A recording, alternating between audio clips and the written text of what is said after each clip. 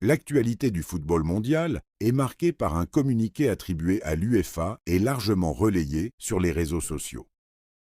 Ce texte exprime une opposition ferme à une proposition qui viserait à ouvrir la propriété des compétitions organisées par la FIFA à des investisseurs privés. Dans ce communiqué, l'UEFA affirme que ses 55 associations nationales membres rejettent unanimement cette éventuelle orientation.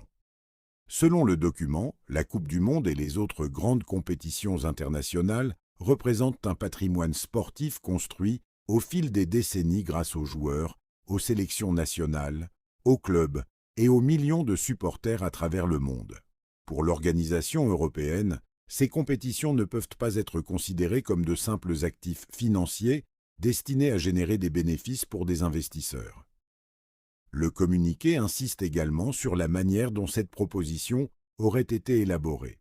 L'UEFA critique un manque de consultation avec les différentes parties prenantes du football international.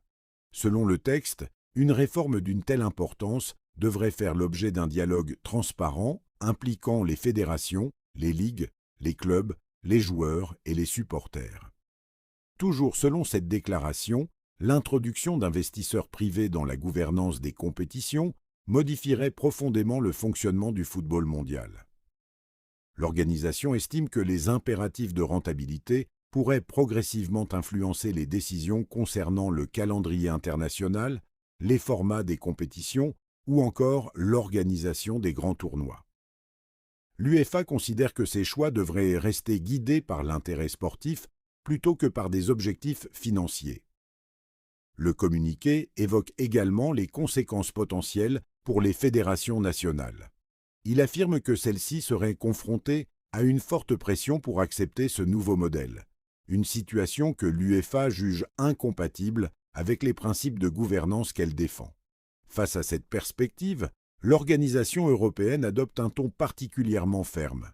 Elle affirme qu'elle ne soutiendra pas un système ouvrant la propriété des compétitions de la FIFA à des capitaux privés.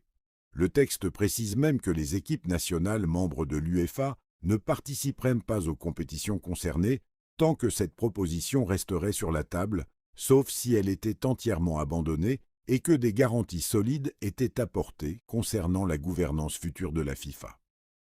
Le message se conclut sur une idée forte. Certaines valeurs du football seraient, selon l'UEFA, trop importantes pour être commercialisées.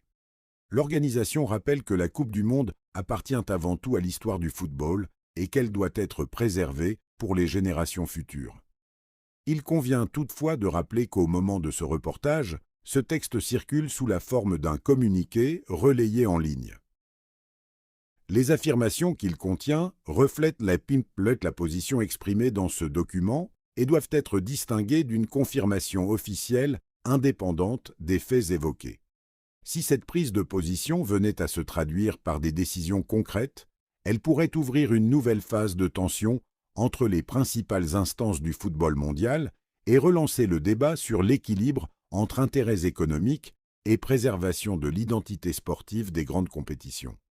Nous continuerons de suivre l'évolution de ce dossier et les éventuelles réactions des différentes institutions concernées.